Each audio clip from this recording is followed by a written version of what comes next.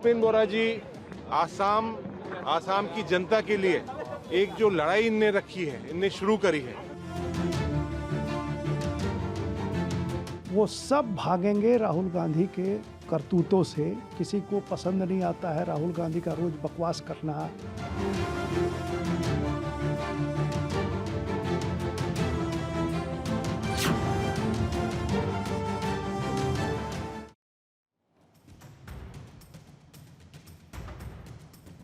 देश की grand old party Congress, यानी वो पार्टी जो कभी देश में लोकतंत्र की ध्वजा वाहक कही जाती थी, वो पार्टी जिसने देश की राजनीतिक धाराएं तय की थी, क्या आज वही कांग्रेस दोराहे पर खड़ी है? ये सवाल तब और भी ज्यादा बड़ा हो जाता है जब आवाज कांग्रेस पार्टी के घर से उठ रही हो और शोर यह सुनाई दे रहा है कि कांग्रेस के अंदर उनकी नहीं सुनी जा रही। तो क्या कांग्रेस अब आंतरिक लोकतंत्र से भी जूझ रही है? यह सवाल इसलिए भी बड़ा हो जाता है क्योंकि अगर देश भर में कोई एक पार्टी मजबूत विपक्ष की अगुवाई कर सकती है तो वो है कांग्रेस। तो आज चर्चा दहाड़ में इसी मुद्दे पर, इसी पर हम सवाल करेंगे, चर्चा करेंगे और समझेंगे कि अब कांग्रेस को वो एंकर, वो दिशा कौन देने वाला है, कि राहुल की एक्सेप्टेंस है या नहीं, क्योंकि आने वाले दिनों में 5 राज्यों में चुनाव है और इस चुनाव से पहले कांग्रेस के घर में है तनाव। देखिए, सिर्फ ये भूपेंद्र बोरा का सवाल नहीं है। पूरा कांग्रेस, उसके सारे वरीय और जो सीनियर लीडर्स हैं, सब जो है सो घुटन महसूस कर रहे हैं। धीरे धीरे अब उनके पास अभी कोई विकल्प दिख नहीं रहा है, लेकिन वो सब भागेंगे राहुल गांधी के करतूतों से। किसी को पसंद नहीं आता है राहुल गांधी का रोज बकवास करना, सीनियर लीडर्स को किसी को कोई तवज्जो नहीं देना, कोई सम्मान नहीं देना और सीनियर लीडर से कोई कंसल्टेशन नहीं करना, कोई किसी ढंग का बात विचार, कोई मीटिंग नहीं। भूपेंद्र बोरा जी हमारे बहुत ही वरिष्ठ नेता हैं। परिवार के अंदर कभी कभार मनमुटाव हो जाता है, कहीं ना कोई बात दो लोगों के अंदर सहमति नहीं होती है, लेकिन हमारा आंतरिक मामला है, हमारे घर का मामला है। बहुत लंबा जीवन कांग्रेस के अंदर उन्होंने बिताया है और हमने आग्रह करा कि आप अपना इस्तीफा वापस लीजिए। अखिल भारतीय कांग्रेस कमेटी ने आपसे आग्रह करा है। माननीय भूपेंद्र बोरा जी की बात श्री राहुल गांधी जी से व्यक्तिगत रूप से अभी हुई है। तो आज की दहाड़ शुरू करने से पहले उन पॉइंटर्स का रुख कर लेते हैं जिनके इर्द गिर्द चर्चा रहने वाली है। कांग्रेस में अंदरूनी टकराव, नेतृत्व पर कितना दबाव, सिर पर विधानसभा चुनाव, पार्टी में बड़ा मनमुटाव, असम से केरल तक खींचतान, कैसे निपटेगी कांग्रेस? अपनों को साथ पाएंगे या विरोधियों को नहीं हरा पाएंगे? और पार्टी में भीतर ही रेस है, कांग्रेस वर्सेस कांग्रेस। मेरे साथ शहजाद पूनेवाला, प्रवक्ता बीजेपी मौजूद हैं। आपका बहुत बहुत स्वागत है शहजाद जी। और तहसीन पूनेवाला, राजनीतिक विश्लेषक हैं, आपका भी बहुत बहुत स्वागत है। और राम कृपाल सिंह, वरिष्ठ पत्रकार हैं, आपका भी बहुत बहुत स्वागत है। तो आज कांग्रेस वर्सेस कांग्रेस पे चर्चा करने से पहले मैं सबसे पहले तहसीन पूनेवाला जी के पास जाऊंगी। तहसीन साहब, अब जो ये आप एक तरफ तो कांग्रेस कोशिश कर रही है कि वो संसद से ऐसी आवाज की गूंज करे जो पूरी देश में लोगों तक पहुंचे, और दूसरी तरफ उस गुब्बारे की जो हवा निकालने के लिए आप ही के पार्टी के, कांग्रेस पार्टी के लोग जो हैं वो तैयार बैठे हैं।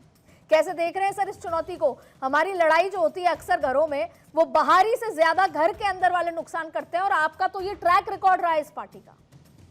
अदिति जी, सबसे पहले तो थैंक यू सो मच, मुझे आपके साथ शो में शिरकत करने का मौका मिला। जैसे आप कांग्रेस वर्सेस कांग्रेस डिस्कस करें आपके शो पे, भाई वर्सेस भाई, और जैसे वरिष्ठ पत्रकार राम कृपाल सिंह जी होपफुली शो के अंदर थोड़ा सुलह करेंगे, वैसे ही हम उम्मीद करते कि आदरणीय प्रियंका गांधी वाड्रा जी वो भी थोड़ी स्टेप इन करें और कांग्रेस में जो कुछ भी थोड़े से डिफरेंसेस है, देखिए डिफरेंसेस होना स्वाभाविक है एक लोकतांत्रिक पार्टी में, क्योंकि कांग्रेस को भाजपा की तरह 2 लोग नहीं चढ़ाते।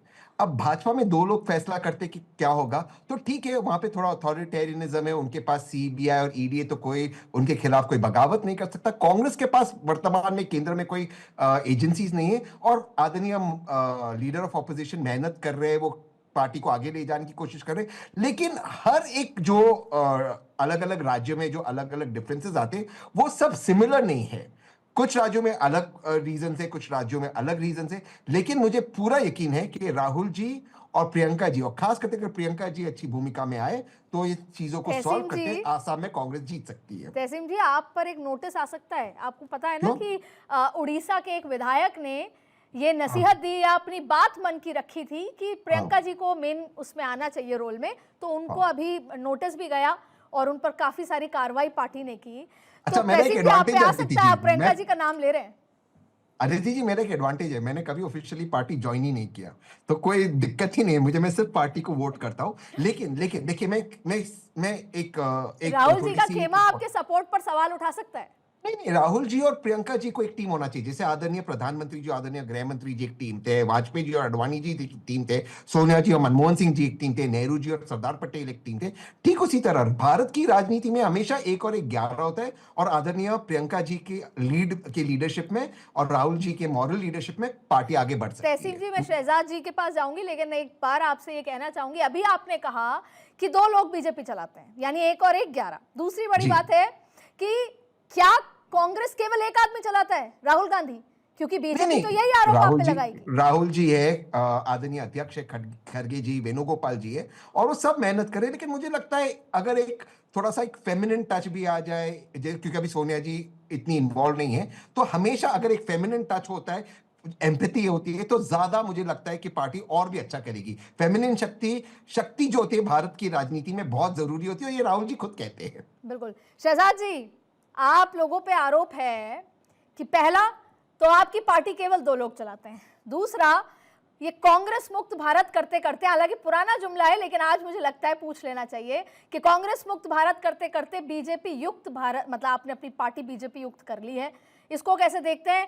जो कांग्रेस कह रही है कि हमारे यहाँ सफाई हो रही है, हमारे यहाँ नेता जा रहे हैं जो डरते हैं, जिनकी आइडियोलॉजी चेंज हो जाती है सत्ता के साथ, वो लोग अब आप भर्ती करा रहे हैं। अब आपके कार्डर की फीलिंग क्या होगी इस समय?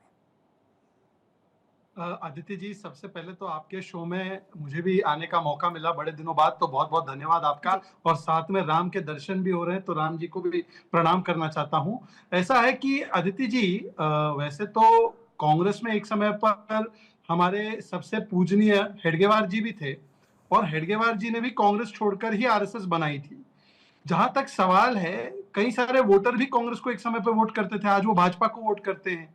तो इसका मतलब ये नहीं है कि भाजपा कांग्रेस युक्त हुई है, इसका मतलब ये है कि जो कांग्रेस में थे वो कांग्रेसिज्म से मुक्त हुए हैं। जैसे मैं कांग्रेसिज्म से मुक्त हुआ, जैसे हेमंत जी कांग्रेसिज्म से मुक्त हुए, और वैसे देश की जनता भी कांग्रेसिज्म से मुक्त हो रही है। अच्छा, तहसीन पूनावाला को जो है, उनका अगर कभी भी कोई सिंबल या निशान बनेगा तो इनका निशान बनेगा शुतुरमुर्ग, ऑस्ट्रिच। तहसीन पूनावाला अपने पीछे एक ऑस्ट्रिच लगा दे, मतलब कि ये बोलते हैं कि हमारे पास सीबीआई ईडी नहीं, इसलिए हमारी पार्टी टूट जाती है। अरे तहसीन पूनावाला, कांग्रेस ए टू लेकर कांग्रेस जेड बना है, वो इंदिरा जी, राजीव जी के जमाने में बना है। आप पूछ लीजिए, राम जी तो पूरा इतिहास बता देंगे कि Congress A, Congress B, Congress B C, Congress D, सब कांग्रेस बनी। क्यों बनी भाई? तब तो सत्ता भी आपके पास थी। ये इसलिए बनी क्योंकि ना इनके पास नेता है, ना इनके पास नीति है। भाजपा क्या है? भाजपा एक कार्यकर्ता आधारित विचारधारा ड्रिवन पार्टी है। तो हम विपक्ष में भी रहे तो हमारी इतनी टूट नहीं हुई, एक आध कोई केस हुआ। कांग्रेस जो है परिवार आधारित सत्ता केंद्रित पार्टी है, तो जब जब भी सत्ता जाती है और जब जब भी परिवार कमजोर होता है तो उस समय पर कांग्रेस टूटती है। अब कांग्रेस में मुझे लगता है कि सबसे महत्वपूर्ण विषय क्या है कि इनके पास नेता नहीं है। राहुल गांधी, देखो राहुल गांधी के पास जनमत नहीं है, 95 चुनाव हारे, अब जनता को भी दोषी बोलेंगे क्या? फिर उनके पास संगत भी नहीं है। कल टीएमसी का बयान है तहसीन पूनावाला कि राहुल हटाओ ममता लाओ, अखिलेश जी लाओ राहुल हटाओ। फिर आता है जेएमएम का कि भाई राहुल गांधी जो है विदेश में जाकर किस प्रकार की बातें करते हैं। फिर उमर अब्दुल्ला और सुप्रिया सुले उनसे डिसएग्री करते हैं ईवीएम पर। तो राहुल गांधी के नेतृत्व पर संगत भी, जनमत भी नो कॉन्फिडेंस मोशन पारित करो, और आखिरी बचा था जनपद। अब जनपद भी डगमगा रहा है। तहसीन पूनावाला यहाँ पर आकर जो भी बोले, प्रियंका कैंप ये सब कुछ करवा रहा है। मणिशंकर अय्यर का जो बयान कल आया है, मैं कल से तहसीन पूनावाला से पूछ रहा हूँ ये मणिशंकर अय्यर की किताब के लॉन्च में सोनिया जी जाती है, ये मणिशंकर अय्यर प्रियंका जी के कैंपेन में जाते हैं। मणिशंकर अय्यर बोलते हैं मैं राहुलियन नहीं हूं, उन्होंने ये नहीं बोला मैं प्रियंकन नहीं हूं। और तहसीन पूनावाला और मणिशंकर अय्यर मिलकर राहुल गांधी के ब्रांड इक्विटी को खत्म कर रहे हैं और प्रियंका जी को ला रहे हैं। बिल्कुल शहजाद जी, एक बात बताइए, मैं आगे जाऊंगी रामकृपाल जी का मार्गदर्शन लेने, लेकिन शहजाद जी एक बात बताइए, आपने कहा कि हमारे यहाँ कार्डर बेस है, तमाम बातें हैं, आइडियोलॉजी है। अब मध्य प्रदेश का एक एग्जाम्पल लेते हैं, आपने ज्योतिरादित्य सिंधिया को अपनी पार्टी में ज्वाइन कराया। ज्योतिरादित्य सिंधिया क्यों नाराज होके गए, राज्यसभा, तमाम बातें, समय ना मिल पाना, वो एक अलग मुद्दा है जिस पे मैं तहसीन जी से उनका रिएक्शन लूंगी। लेकिन अब एक तरफ तो आपने मोहन यादव को मुख्यमंत्री बना दिया, अब आपको लगता है कि जो कांग्रेस छोड़ के आए हैं उनको मध्य प्रदेश में सत्ता नहीं चाहिए, वो केंद्र में मंत्री बन के खुश रहेंगे। तो जैसे ही अब आने वाले 2028 में चुनाव होंगे तो वो खुश रहेंगे, वो दूसरे खेमे की मदद करेंगे। यही आता है खींचतान, यही आएगा ज्योतिरादित्य सिंधिया वर्सेस मोहन यादव काडर, फिर नुकसान होता है पार्टी के काडर को। आपको नहीं दिखता ऐसा? क्योंकि ये भी कांग्रेस जैसी स्थिति हो जाएगी। मैं आपको उदाहरण देता हूं, देखिए ऐसा है कि ये सोचना कि ज्योतिरादित्य सिंधिया जी मुख्यमंत्री बनने के लिए बीजेपी ज्वाइन किए, ये उनके ऊपर बहुत बड़ा आपने एक प्रकार से नकारात्मक सवाल खड़ा कर दिया। सत्ता के लिए ही उन्होंने कांग्रेस छोड़ी है सर, उनको राज्यसभा चाहिए थी, उनको सत्ता में आना था, दिग्विजय सिंह से लड़ाई थी, आपके सामने है सर, छुपा कुछ नहीं है। देखिए अगर ऐसा होता तब तो वो कांग्रेस में ही रहते, और कांग्रेस में ही रहते जैसे बहुत सारे नेता अभी भी उम्मीद लगाए हुए हैं, जैसे कि सचिन पायलट। तो सत्ता की लड़ाई नहीं थी, ये दरअसल विचारधारा की लड़ाई थी, ये दरअसल कि कैसे नेतृत्व कमजोर हुआ है। मैं आपको उसका दूसरा उदाहरण देता हूं। आपने कहा कि भाई ये सत्ता के लिए बीजेपी इन्होंने ज्वाइन की, तो ऐसे तो बहुत सारे नेता है जिन्होंने ज्वाइन की पर उनको ना मुख्यमंत्री बनाया, ना उनको कहीं पर कुछ मंत्री बनाया है। ये इसलिए ज्वाइन किया है क्योंकि उनको भी पता है कि राष्ट्र हित में कौन काम कर रहा है। अभी आप असम का उदाहरण ले लीजिए, भूपेन बोरा इतने बड़े असम के नेता है, परंतु गौरव गोगोई का पाकिस्तानी लिंक निकला, उस पर कांग्रेस का एक भी स्पष्टीकरण नहीं। और वो बता रहे हैं कि किस प्रकार से वहां पर पाकिस्तान का जो लिंक है, किस प्रकार से घुसपैठिया बचाव कर रही है वहां पे असम कांग्रेस, उससे वो नाराज चल रहे हैं। तो मुझे लगता है कि इस प्रकार से उनको केवल सत्ता के चश्मे से देखना एक गलत बात है। हाँ, असम में हमने हेमंत बिस्वा शर्मा को मुख्यमंत्री बनाया है और सर्बानंद सोनोवाल पहले बने, उसके बाद हेमंत बिस्वा शर्मा जी बने। मैं तहसीन जी से आपके आरोपों का जवाब ले लूंगी, लेकिन पहले रामकृपाल सिंह जी, मैं कुछ यहाँ पर नाम रामकृपाल जी पढ़ना चाहूंगी। आपने बड़ा लंबे समय से पूरे कांग्रेस के कार्यशैली को देखा।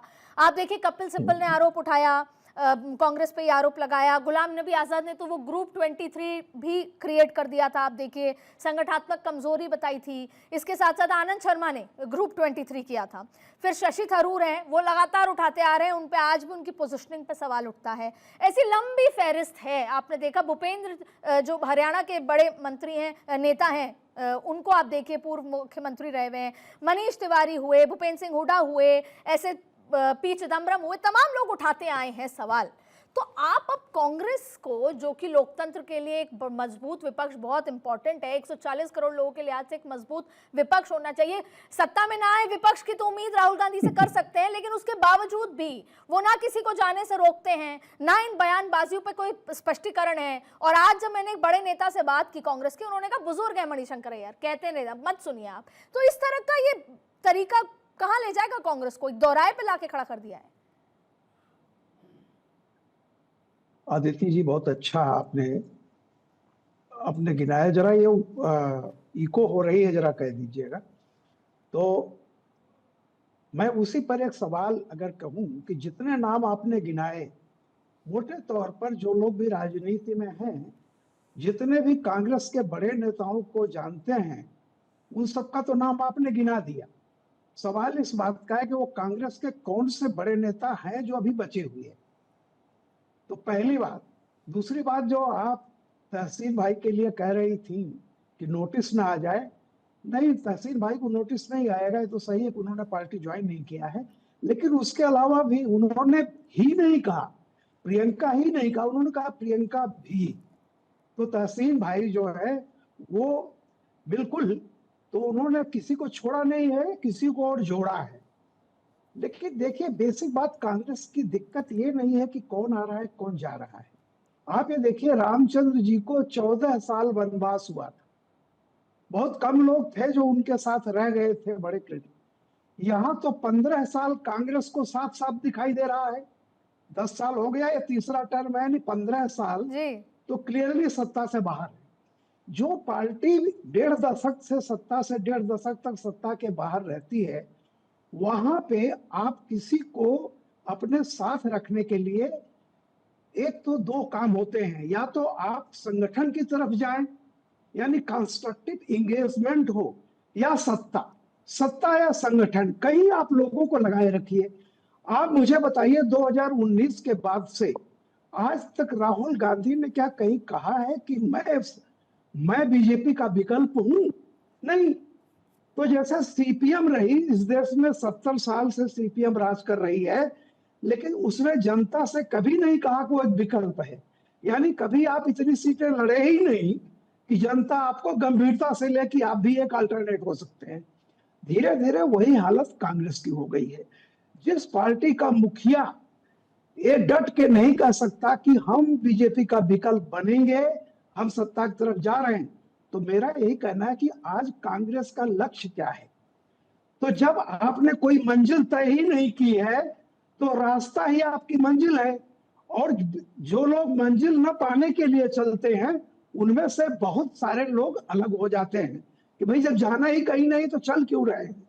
तो कांग्रेस की दिक्कत है, देखिए कभी कांग्रेस के बारे में कहा जाता था एक जमाने में कि हारे तो मिनिस्टर, सॉरी जीते तो मिनिस्टर, हारे तो गवर्नर, रिटायर हुए तो वाइस चांसलर, और कहीं के नहीं रहे तो सर्वोदय आंदोलन था।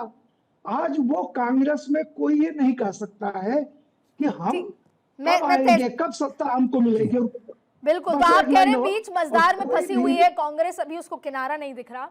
तहसीम जी, कई बार ऐसा होता है कि आलोचना में आपको दिशा दिखाई देती है। इतने सारे सीनियर जो कि कभी कांग्रेस पार्टी में मंत्री रहे, सलाहकार रहे, बड़ी पोजीशन पे रहे, अगर आज वो कुछ सवाल उठा रहे हैं जैसे कि मणिशंकर रैया, मैं आपसे पूछती हूं, क्या आप केसी वेणुगोपाल के वर्किंग से सेटिस्फाइड हैं एज अ सपोर्टर?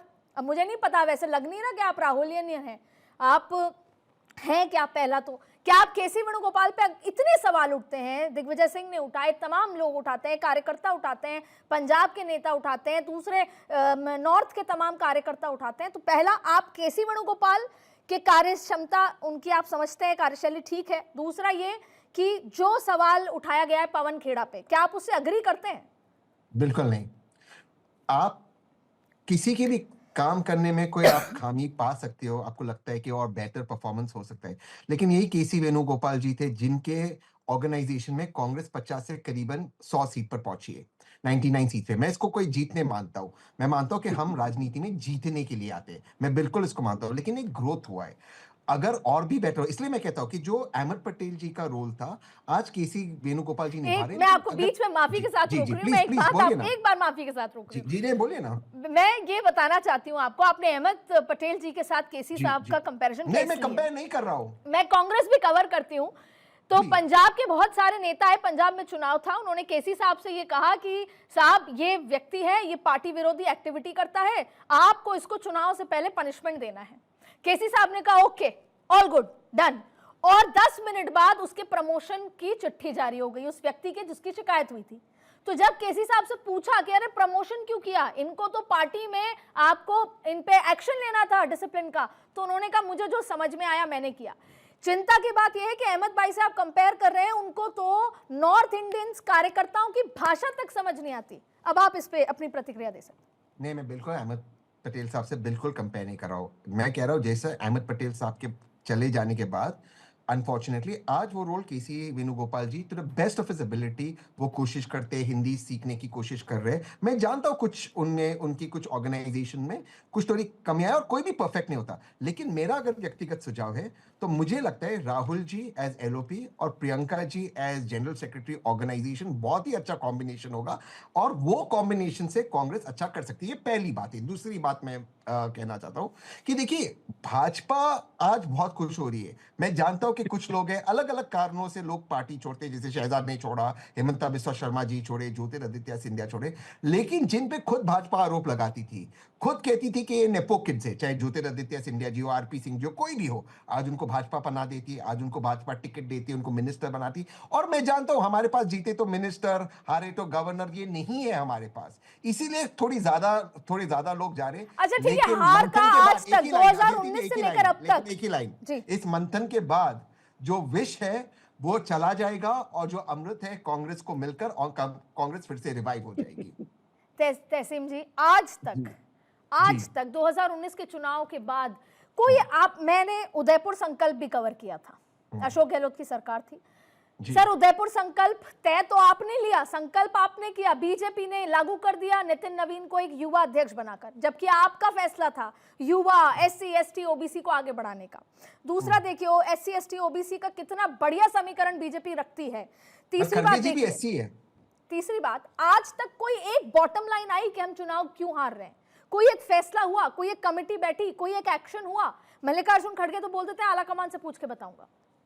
नहीं, आला कमान से उनका मतलब है वो खुद आला कमान का हिस्सा है, वो आदरणीय सोनिया जी, वेणुगोपाल जी और राहुल जी बैठकर फैसला करेंगे, वो है।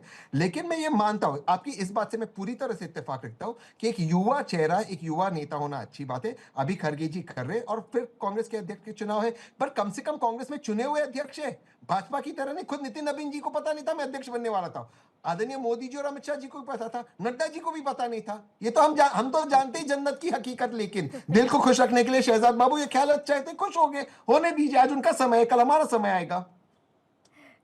मैं आप शहजाद जी एक बात बताइए, ऐसा तो नहीं है कि बीजेपी जो लगातार सत्ता में आए जा रही है और आगे जब तक आती है, क्योंकि लोगों के पास कोई विकल्प नहीं है एज ऑपोजिशन या एज कोई चैलेंजर जिसको तरफ देखा जाए। जैसे अभी एक्सपर्ट बता रहे थे कि राहुल ने कभी नहीं कहा कि मैं विकल्प के तौर पर हूं, तो क्योंकि बीजेपी के सामने कोई विकल्प नहीं है, कोई मेहनत करने वाला नहीं है, इसलिए आपकी सत्ता चलती जा रही है और आगे पता नहीं कब तक चलेगी।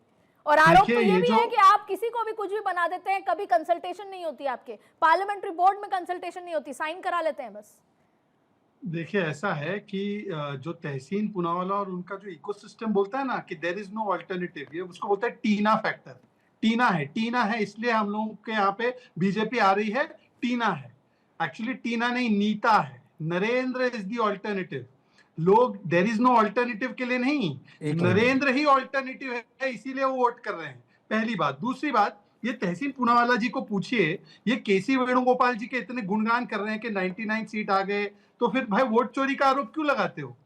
और उसके बाद मुझे ये बता दो कि केसी वेणुगोपाल जी जिस प्रदेश से, केरल, वहां पर तो 10 साल से सरकार नहीं बना पाए, जबकि ऑल्टरनेट हो रहा था, और वहीं पर मणिशंकर अय्यर बोल रहे कि एक बार फिर से पिनरई विजयन आ रहे हैं, हमारी सरकार नहीं बनने वाली, और तिरुवनंतपुरम हार गए और शशि थरूर को खुश नहीं रख पाते, तो ये तो केसी वेणुगोपाल। पर तीसरी बात पे आना चाहता हूँ, देखिए तहसीन पूनावाला जो है वो किस प्रकार से अब बात को डाइवर्ट कर रहे हैं। तहसीन पूनावाला भाजपा पे दोष डालने के बदले आप ये बताइए, हिमाचल प्रदेश में सुक्खू बनाम प्रतिभा सिंह जी चल रहा है, कर्नाटका में डीके शिव कुमार बनाम सिद्धरमैया चल रहा है, केरल में थरूर बनाम पूरी कांग्रेस चल रही है, तमिलनाडु में मणिकम टगोर बनाम ज्योतिमणि चल रहा है, फिर आप देखिए असम में भूपेन बोरा वर्सेस गौरव गोगोई चल रहा है, राजस्थान में गहलोत पायलट चल रहा है, पंजाब में लंबे समय तक अमरिंदर सिंह वर्सेस सिद्धू चलता रहा, अब सिद्धू बनाम बाजवा चल रहा है, सिद्धू बनाम बाकी लोग चल रहा है, और आप देख सकते हैं कि दिल्ली में शीला दीक्षित बनाम अजय माकन चल रहा है। ये क्यों चल रहा है? ये इसलिए चल रहा है क्योंकि एक फैक्शन, राहुल गांधी का फैक्शन एक नेता पकड़ता है, प्रियंका वाड्रा का फैक्शन दूसरे नेता को पकड़ता है, और दोनों लोग झगड़ा कराते हैं सीट के लिए, और कर्नाटका की सरकार इसका उदाहरण है। भाई एक जगह बता दीजिए जहां पर इन्होंने एक मॉडल प्रस्तुत किया है, और फिर आखिरी में आप कहते हैं कि हमारे यहाँ पे 2 लोगों की चलती है।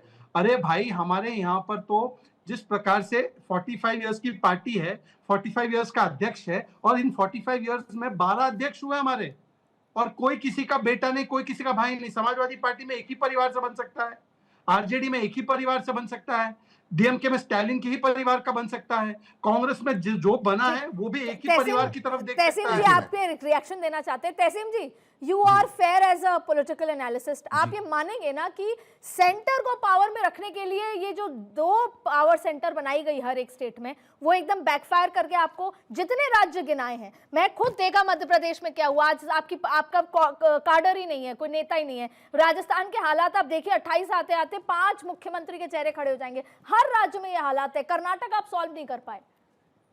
नहीं, देखिए, अभी मैं मानता हूँ कि खामियां है, मैं मानता हूँ संगठन में खामियां है, मैं ये नहीं कह रहा हूँ। और मैं मानता हूँ कि ज्यादा सभी नेताओं के साथ बैठकर वार्तालाप करते इसको सुलझाना होगा, क्योंकि जब तक हम सत्ता में नहीं आए, जो चेंजेस आदरणीय लोग लीडर ऑफ ऑपोजिशन लाना चाहते हैं वो कैसे लगे, सबसे पहला सत्ता में आना जरूरी है। और ये जो सजेशन है आपका कि ऑल्टरनेटिव हम कैसे होंगे, क्या दे, ये मैं लगातार दे रहा हूँ। इनफैक्ट राहुल जी ने उनकी स्पीच में बताया था कि अगर वो ट्रेड डील को लीड करते किस तरह से इंडिया अलायंस ट्रेड डील करता। लेकिन मैं एक चीज से अपनी बात खत्म करूंगा। देखिए, बीजेपी जो है ना, क्योंकि हमेशा विदेश से इंस्पायर्ड है, तो इनको टीना, नीता, ये सब ही सूझेगा। हमारे आदर्श है सीता, समवन इज देयर अरे ऑलवेज। सर, आप तो राम ये मंदिर टीना के और उसमें नीता तो में गए नहीं सर। जी, आपकी पार्टी, आप जिस पार्टी को सपोर्ट करते हैं, वो राम मंदिर दर्शन में तो इसलिए नहीं गए कि बीजेपी का हाँ, इवेंट है। नहीं नहीं नहीं, ऐसा नहीं। हर चीज का सर विरोध भगवान करते श्री हैं सर, राम आप के जानते सबसे हैं। नहीं नहीं, भगवान श्री राम के सबसे बड़े भक्त कांग्रेस पार्टी में, और भाजपा से कोई सर्टिफिकेट नहीं चाहिए। और आपने, राहुल गांधी जी ने और कांग्रेस पार्टी ने कहा था, जब पूरा निर्माण और भव्य मंदिर पूरी तरह से उसका निर्माण समाप्त हो जाएगा, तब कांग्रेस का हर एक कार्यकर्ता, हर एक नेता जाएगा। तो ओपन है। तो इनके लिए हमारी श्रद्धा हमारे दिल में है, हमारी श्रद्धा कैमरास के लिए नहीं है। पर ये सर राम मंदिर का ये एक ताले बात, कौन खुलवाए? आदरणीय राजीव गांधी जी। रामायण सीरियल कौन लाया? आदरणीय राजीव गांधी जी। इन्होंने क्या किया? मां सीता के मैं बारे में कहा जवाब दे देता हूँ। पार्लियामेंट के अंदर महेश शर्मा जी, कि नहीं, उनके गजब की जन्म का बात कोई है, कोई कोई उनका कोई कोई गजब की जन्म का बात कोई है, मिथिकल है। राम गजब की सेतु पे बात है, जितेंद्र सिंह जी का क्या स्टैंड है, गजब की बताइए। बात है, गजब की बात है। जी जिन्होंने प्रभु श्री राम को काल्पनिक कहा, जिन्होंने 70 साल तक राम मंदिर को लटकाया अटकाया भटकाया, जो सोमनाथ से लेकर अयोध्या में नेहरू जी का और कांग्रेस का लगातार विरोध रहा, जिन्होंने कहा कि राम मंदिर बनाना नहीं चाहिए, अभी कोर्ट केस को टलवा दीजिए, और कपिल सिब्बल को कोर्ट के केस को लड़ने के लिए भेजा, जिन्होंने आज कहा कि राम जी के मंदिर में मैं नहीं जाऊंगा, वहां पे नाच गाना हो रहा है प्राण प्रतिष्ठा में, और ध्वजारोहण के बाद भी वो नहीं जाते हैं, वो कम से कम ये लेक्चर ना दे जो हिंदू टेरर की मैं बात करते तहसीम हैं। जी, आप पे तो इसका मेरा रिएक्शन सवाल ये लूंगी। चिंता की बात यह है कि जब संसद चलता है तो विपक्ष एकजुट हो जाता है, लेकिन वही संसद खत्म होने के बाद, जैसे कि उदाहरण के तौर पे उत्तर प्रदेश में चुनाव होंगे, बिहार में क्या हुआ, खींचतान इंडिया गठबंधन में आपने देखा, और उस वजह से क्या नतीजे हुए वो भी आपने देखे। अब अखिलेश यादव से आज तक ये चर्चा नहीं हुई, और ऑफ रिकॉर्ड जब हम चर्चा करते हैं तो वो कहते हैं कि हम कांग्रेस को उतना ही लड़ने देंगे जितने में हमारे को फायदा है, यानी कि बराबरी अलायंस वाली बात नजर नहीं आ रही। और वैसे संसद में एकजुट होके नजर आता है पूरा नजारा, जमीन पर नजर नहीं आता। ये भी कोई डायलॉग, मतलब राहुल गांधी अपनी पार्टी के अंदर तो डायलॉग कर ही नहीं पाते। उदाहरण के तौर पे आसाम में जो आज वो जिससे लड़ रहे हैं, वो एक समय उनका चेहरा हुआ करता था, हेमंत विश्व शर्मा, आज वो उससे ही लड़ रहे हैं। तो ऐसे सर कितने मोर्चों पे लड़ेंगे सर राहुल गांधी?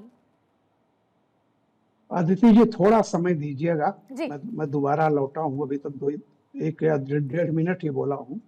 आपके सारे सवालों का जवाब, आपका बेसिक सवाल यह है कि कांग्रेस आज इस स्थिति में क्यों है, कांग्रेस लोग क्यों छोड़ रहे हैं, बड़े बड़े नेता जो सेल्फ अटोवल हो रही है। मैं आपको 2 चीज कह रहा हूँ। अभी आपने जो एक आखिरी सवाल किया, ये मैं केवल एक बात कह रहा हूं कि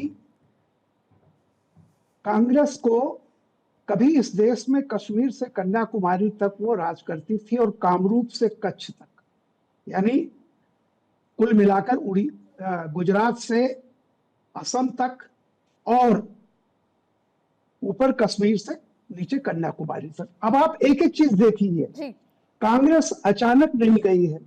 ऊपर से आप देखिए तो वहां कभी भी कश्मीर में बीजेपी नहीं रही, जो भी रहा है नेशनल कॉन्फ्रेंस, कांग्रेस का बहुत दौर तक रहा। उसके नीचे आप आ जाइए, जैसे भी आते हैं, बंगाल में सिद्धार्थ शंकर रे आखिरी मुख्यमंत्री थे कांग्रेस के। मैं समझता हूं कि करीब करीब 50 साल हो गए होंगे, शायद 50 या 40 साल वहां कांग्रेस नहीं है। किसने हटाया कांग्रेस को? बीजेपी ने नहीं। वहां गई सीपीएम और टीएमसी ने। बिहार में आई है कांग्रेस को किसने भगाया? लालू यादव, कर्पूरी ठाकुर, नीतीश कुमार, बीजेपी नहीं। उड़ीसा में आई है, नंदिनी सतपथी हुआ करती थी, किसने भगाया इनको?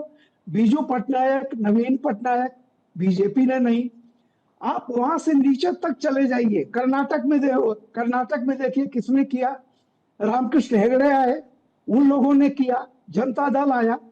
तो सवाल इस बात का है कि कांग्रेस को क्षेत्रीय दलों ने खदेड़ा, कांग्रेस को लगातार कमजोर किया, और आज कांग्रेस जो है क्षेत्रीय दलों के छतरी के नीचे खड़ी होकर के कहती है बीजेपी को हराएंगे। मैंने सम्मेलन में दिग्विजय सिंह से पूछा कि कांग्रेस का लक्ष्य क्या है। मैंने कहा कि सत्ता में आना या बीजेपी को हराना। उन्होंने कहा बीजेपी को हराना। तो यही काम तो सीपीएम कर रही है। इंदिरा गांधी हमेशा कहती थी कि हमारा लक्ष्य है सत्ता में आना, उसमें इंप्लाइड है कि दूसरा हारेगा। तो एक तो कांग्रेस के पास न तो कोई विजन आज की तारीख में है कि क्यों आप हैं, कोई क्यों आपके साथ रहे। अगर सत्ता से मोह भंग हो चुका है या आप मान चुके हैं कि सत्ता में आप नहीं पहुंचेंगे, तो उन्हीं क्षेत्रीय पार्टियों को का प्रधानमंत्री बनाना है जिन क्षेत्रीय पार्टियों ने कांग्रेस को लथिया के बाहर निकाला। मतलब जिन लोगों ने आपका वोट छीना, आज उन्हीं के पास जाकर के कह रहे हैं कि हमको बचाओ। बचाओ किससे भाई? आप ये कहिए कि आपको सत्ता में आना है, आप और ये देखिए कि आपका वोट बैंक किसने छीना था। इन्हीं क्षेत्रीय पार्टियों ने कांग्रेस का वोट बैंक छीना और धीरे धीरे देख रहे थे कि माइनॉरिटी इनकी तरफ आ रही है, तब तक ओवैसी खड़े हो गए। अब उनका एक और दल है, न खुदा ही मिला न विसाले सनम, न इधर के रहे न उधर के रहे। तो मेरा ये कहना है कि एक पराजित और कुंठाग्रस्त पार्टी के नेतृत्व के प्रति अगर लोग छोड़ के जा रहे हैं तो बाकी लोग तो अपना भविष्य देखेंगे ना। वो वहां जाएंगे जहां कुछ भी आगे, या तो सेवा है, जहां जिसको कहते हैं कि या तो आपका सिद्धांत है या सत्ता है, तो न तो सिद्धांत है न सत्ता है। ये बहुत इंपॉर्टेंट बात रामकृपाल जी आपने कही, बहुत इंपॉर्टेंट बात। जयपुर में एक सभा हुई थी, मैं तहसीम जी आपसे पूछ रही हूँ, मैंने वो सभा कवर की। राहुल गांधी आए थे, अशोक गहलोत की सरकार थी, तो उन्होंने कहा हमें सत्ता में आने की लालच नहीं है। वैशाली नगर में ये सभा हुई और राहुल गांधी ने कहा हमें सत्ता में आने की लालच नहीं। तो अब आपका सिद्धांत आगे है तो फिर आप आरएसएस जैसी कोई एक संगठन बना लीजिए जहां पे आप आइडियोलॉजी को आगे करेंगे। अगर आपको सत्ता में नहीं आना, जब तक सत्ता में नहीं आना तब तक आप फिर उस तरह की मेहनत नहीं करेंगे, पहली बात। दूसरा, आप पे ये आरोप है कि आप सबको जाने देते हैं, किसी को रोकते नहीं है, अगर अंदर कोई खींचता है उसे समझते नहीं है। और अगर प्रियंका गांधी को चेहरा मानते तो आप उनको आसाम भेज दिया। अब आपने आसाम का प्रभारी बना दिया, जहां प्रियंका गांधी को नॉर्थ ईस्ट में किसी एक बड़ी जिम्मेदारी पर, नॉर्थ के में किसी बड़ी जिम्मेदारी पर आना चाहिए था, आपने नॉर्थ ईस्ट भेज दिया। ऐसे तमाम सवाल ये सवाल खड़ा करते हैं कि राहुल गांधी के पार्टी को बंद करा के मानेंगे क्या? नहीं, मुझे ये नहीं लगता। लेकिन आपकी और राम जी की एक बात से मैं बिल्कुल इत्तेफाक रखता हूं कि सबसे पहले सत्ता में आना जरूरी है। बीजेपी को हराना जरूरी है, सत्ता में आना जरूरी है, इसमें दोनों में बहुत सर अंतर कैसे है ना, सवाल है कैसे। और इसके लिए जो स्ट्रेटेजी करना है, इसके लिए जो मेहनत करनी है वो बहुत जरूरी है। जहां तक आपका दूसरी बात है आदरणीय प्रियंका गांधी वाड्रा जी को लेकर, वो भी मैं मानता हूं। मुझे लगता है आज के मौजूदा समय में प्रियंका गांधी वाड्रा जी सबसे अच्छी ओरेटर है कांग्रेस की पार्लियामेंट के अंदर, चाहे वो हिंदी में या अंग्रेजी में जो बात करती है, जिस तरह से अपनी बात रखती है, जिस डिसेंसी और शालीनता से रखती है, जो विजुअल्स उनके हमने आदरणीय प्रधानमंत्री और गृह मंत्री जी के साथ देखे, मुझे लगता है एक मैच्योरिटी, एक ग्रेविटास है उनके अंदर। और मुझे ये भी लगता है कि विपक्ष का भी काम है कि एक ग्रेविटास से मुद्दे सामने रखकर सरकार को घेर कर सोल्यूशंस दे और उन सॉल्यूशंस को देश के सामने रखे। तो मुझे लगता है अगर ये चीजें करेगी कांग्रेस, तो कांग्रेस जरूर दोबारा से सत्ता में आ सकती है। मेहनत थोड़ा करना होगा। तहसीम जी, मैं एक क्विक जवाब लूंगी आपसे, फिर शहजाद जी के पास जाऊंगी, मुझे वाइंड अप भी करना है। आप मुझे ये बताइए कि आप लोग, आपकी जो पार्टी है जिसके आप सपोर्टर हैं, वो मुद्दा उठाती है वोट चोरी, जब चुनाव होते हैं फुस हो जाता है क्योंकि उसको अंजाम नहीं दिया जाता, सड़क पे कभी नहीं आ पाते, एक बाइट दी, दूसरी बाइट दी, ऐसे जितने भी मुद्दे उठे वो आधे में रह जाते हैं। आप ऐसे बीजेपी जैसे जो स्ट्रेटेजिक पार्टी से कैसे काउंटर करेंगे? ऐसा लगता है कि पूरी पार्टी सिर्फ राहुल को राहुल मानने पे तुली हुई है, उसके अलावा वो कुछ नहीं करना चाहती। कोई एक मुद्दा नहीं है जो आपने जनता के बीच में ले गए हो, जनता को हिला दिया हो।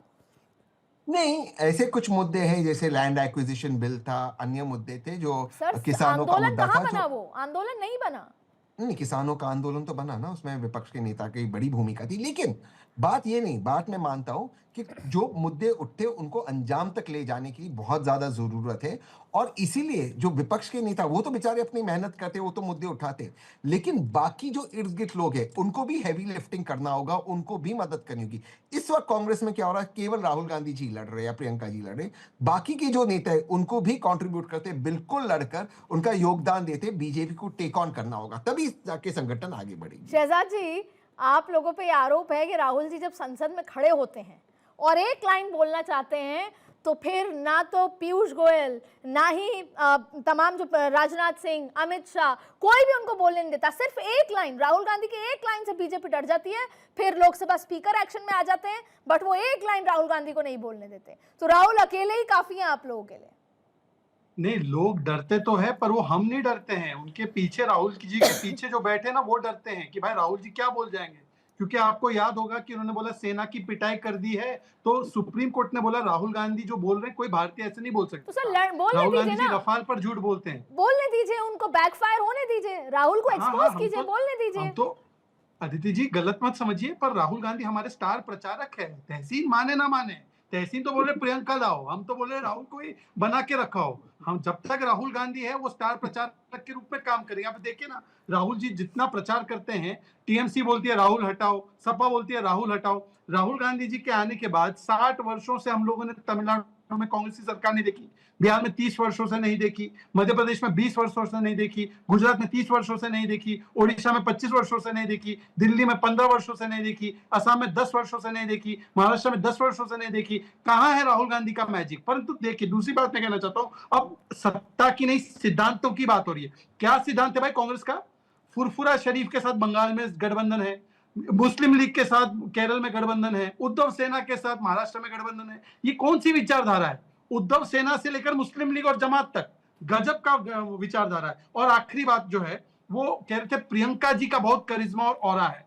प्रियंका जी का ऑरा इतना है, अदिति जी 10 सेकंड लेकर बोलूंगा, जब प्रियंका जी सक्रिय राजनीति में आई तो कांग्रेस के विधायक इनोवा में जाते थे। उत्तर प्रदेश में 6 विधायक थे, और जब वो छोड़कर गई उत्तर प्रदेश तो रिक्शा में आगे 2 विधायक बचे। अरे पर तो ये ऑरा है दीदी का। शहजाद जी, आप लोगों की स्ट्रैटेजी भी तो एक है ना, हिंदू मुस्लिम किया, इस तरह की बात हुई और फिर आप चुनाव को पलट देते हैं। ये काउंटर बीजेपी कांग्रेस नहीं कर पाती आपके लिए। कांग्रेस ने अभी तक उसके बीच का कोई रास्ता नहीं निकाला, क्यों तहसीन जी? और तहसीन जी, सबसे बड़ी बात मुझे ऐसा लग रहा है, आपकी बात से मैं पूछ भी लेती हूँ, क्या हम अगली बार डिबेट करेंगे या 2 साल लग जाएंगे, 3 साल लग जाएंगे? ऐसा होगा कि जैसे कांग्रेस आई हुई थी वैसे अब कांग्रेस पी और कांग्रेस आर हो जाएगी आने वाले समय में? दोनों के अंदर बहुत खींचतान है।